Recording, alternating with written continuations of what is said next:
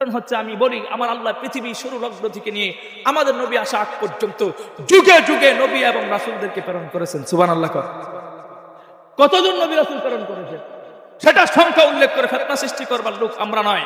আমরা বলি আমার আল্লাহ পৃথিবীতে অসংখ্য অগণিত নবী রাসূলদেরকে প্রেরণ করেছেন। সুবহানাল্লাহ। প্রত্যেকটা নবীরা যখন আসতেন আমার আল্লাহ প্রত্যেকটা নবীদেরকে দুনিয়াতে পাঠাইছেন নিষ্পাপ, উঠাইছেন নিষ্পাপ। নবীরা নিষ্পাপ, কারো সন্দেহ আছে? সাহাবায়ে কেরাম সত্যের মাপকাঠি, কারো সন্দেহ আছে? পরিষ্কার একটা কথা মনে রাখবেন, নবীদেরকে যারা নিষ্পাপ মানতে পারে না, সাহাবায়ে কেরামদেরকে যারা মিডিয়ার হক সত্যের মাপকাঠি মানতে পারে না, ওদের সাথে আমাদের ৮ দলীয় রাজনৈতিক মঞ্চ ঐক্য হতে পারে, কিন্তু বাস্তবে ইমানদার হিসেবে কোনোদিন আমরা হাত মিলাইতে পারি না।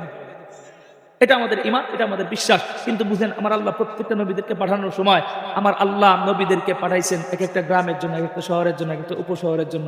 পাঠানোর সময় প্রত্যেকটা নবীদেরকে বলে দিত, ওগো নবী তুমি এই এলাকার ভিতরে দাওয়াত দিবে, আর বাহিরে দাওয়াত দেওয়ার কোনো প্রয়োজন নাই।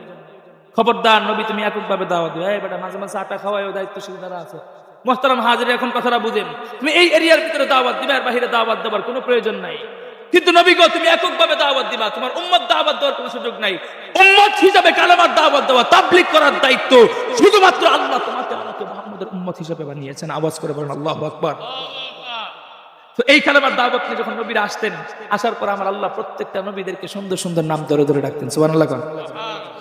আদম সফিউল্লাহ, মুসা কালিমুল্লাহ, ইব্রাহিম খলিলুল্লাহ, ঈসা রূহুল্লাহ, মুহাম্মাদুর রাসূলুল্লাহ। চমৎকার চমৎকার নাম ধরে ধরে আল্লাহ নবীদেরকে ডাকতেন। কিন্তু দোস্ত, দুঃখ এবং আফসোসের বিষয় কি জানেন? যারা এই কালেমার আওয়াজগুলো উচ্চ কণ্ঠে বলতেন, অনেক মানুষ ছিল ওই জামানার মধ্যে যারা এই কালেমার আওয়াজকে স্তব্ধ করে দেওয়ার জন্য, বন্ধ করে দেওয়ার জন্য যুগে যুগে আবু জাহল অথবা ফেরাউনের তৈরি হতো। কথা ঠিক না বেঠিক? কিন্তু আপনারা বলুন তো, আবু জাহল ফেরাউনরা কালেমার বিরোধিতা করে ইসলামের এই দ্বীন পতাকাকে কেউ বন্ধ করতে পারছে? পারছে? একটু জোরে কথা বলেন, পারছে? ইব্রাহিম আলাইহিস সালাতু ওয়াস সালামের নাম শুনছেন আপনারা? কি হয় আমাদের? অনেকে বুঝেই নাই কি হয়।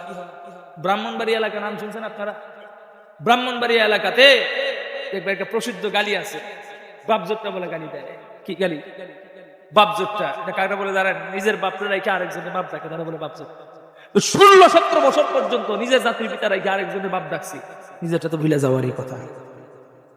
কথা ঠিক না বেঠিক? তো ইব্রাহিম আমাদের কি হয়?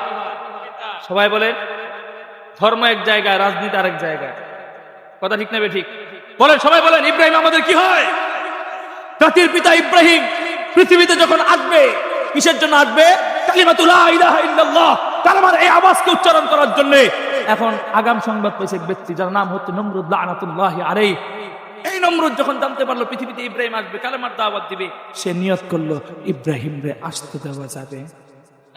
তো আপনারা অনেক বিগত 4 বছর আগে বিভিন্ন মাহফিলে শুনেছেন, অমুক বক্তা অমুক আলেমকে আসতে দেওয়া যাবে না। তো আসতে দেওয়া যাবে না স্লোগানটা কি আজকের না বহু আগে? বহু আগের এই স্লোগান। মনে রাখবেন, আগামীর ক্ষমতায় কারা আসবে সেটা নিয়ে আমাদের মাথা ব্যথা না, যে মন চায় সে আসো। কারণ এই রাষ্ট্রের পচা চেয়ারগুলো আমরা দেখতেও চাই না, কারণ এখানে গেলেই শুধু মারামারি আর খুনাখুনি। ভালো মানুষও টিকে না, খারাপ মানুষও টিকে না। সুতরাং ওটা ভাবনার আমাদের দরকার নাই। কিন্তু মনে রাখবেন, আগামীর ক্ষমতার পরেও আবার যদি কেউ এসে বলে যে অমুক বক্তাকে আসতে দেওয়া যাবে না, অমুককে আলোচনা করতে দেওয়া যাবে না, মনে রাখবেন ওরা মানুষের জন্য নয়, আবু জাহল ফেরাউনের বীর্য তৈরি হয়েছে।